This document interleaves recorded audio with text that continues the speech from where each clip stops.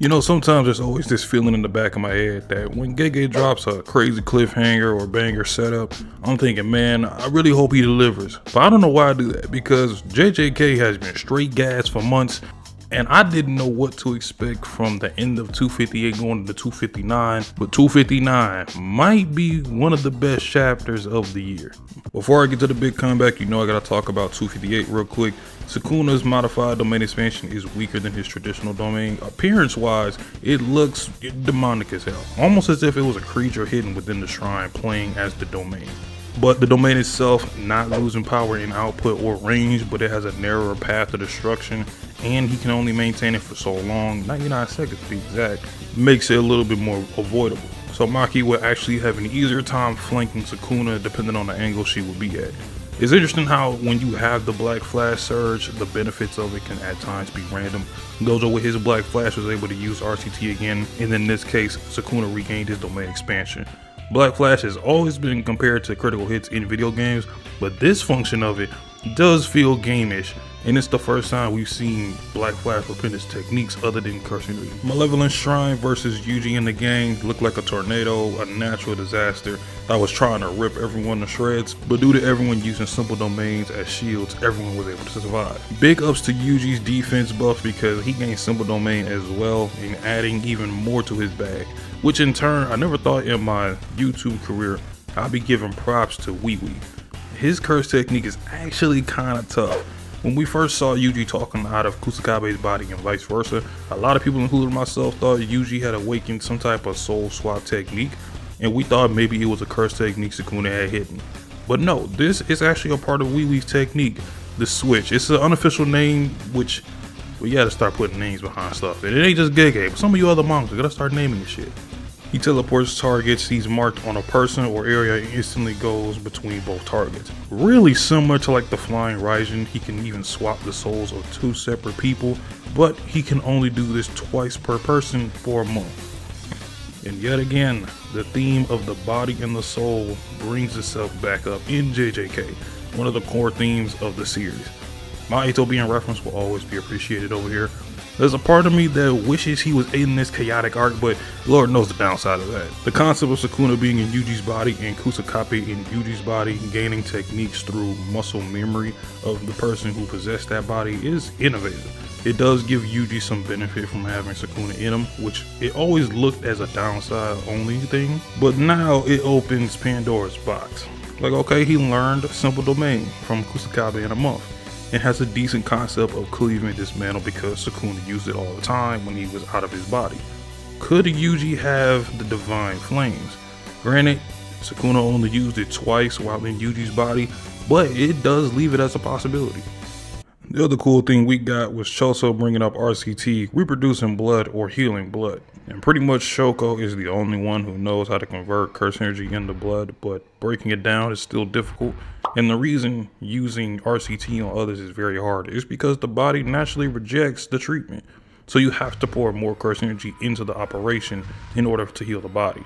Which makes sense as to why it's easier for guys like Yuta to heal somebody. But when Choso had Yuji eat the rest of his brothers, he gained their body types, where he naturally won't have to worry about losing too much blood or having to convert energy in the blood because his body would naturally reproduce it, and it makes RCT in general easier to handle.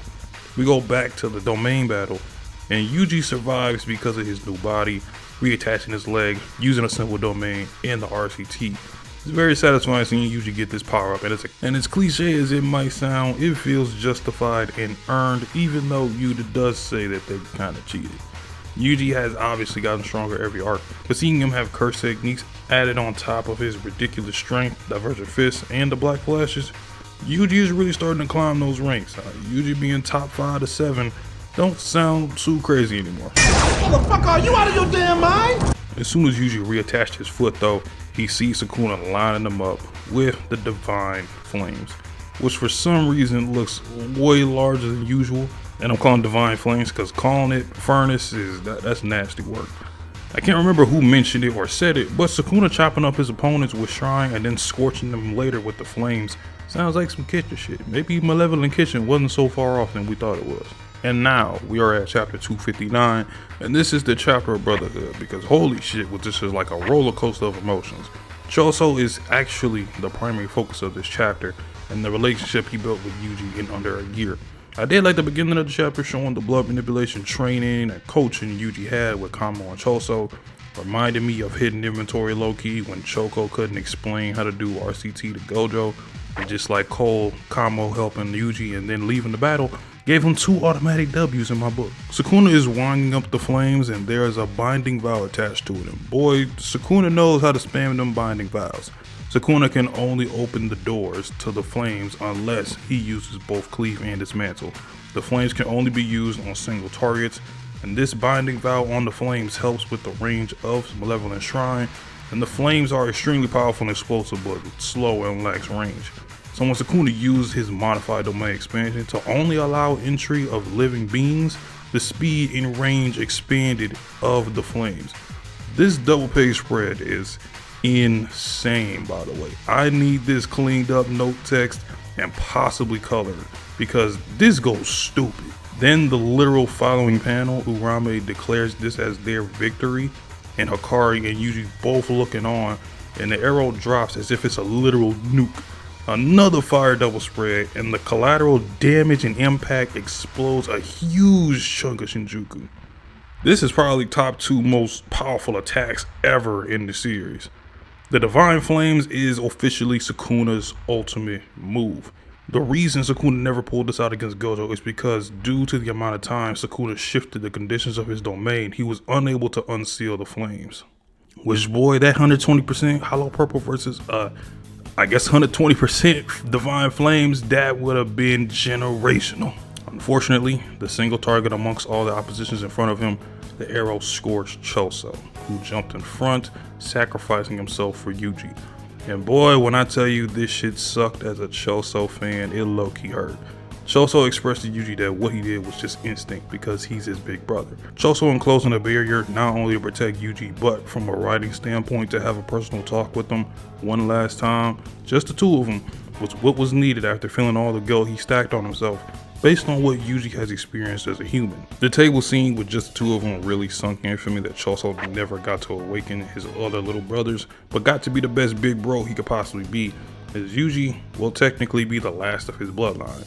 Nice touch of him thinking of Yuki at his final moments, and the last words he hears before dying is Yuji finally calling him big brother. But just as you think, like damn, this is one emotional chapter, and Sukuna claims another victim. The growth of Yuji seeing people close to him die but still focusing on the mission at task is not pushed but tilted in this. Yuji was ready to snap as soon as Sukuna came from the smoke.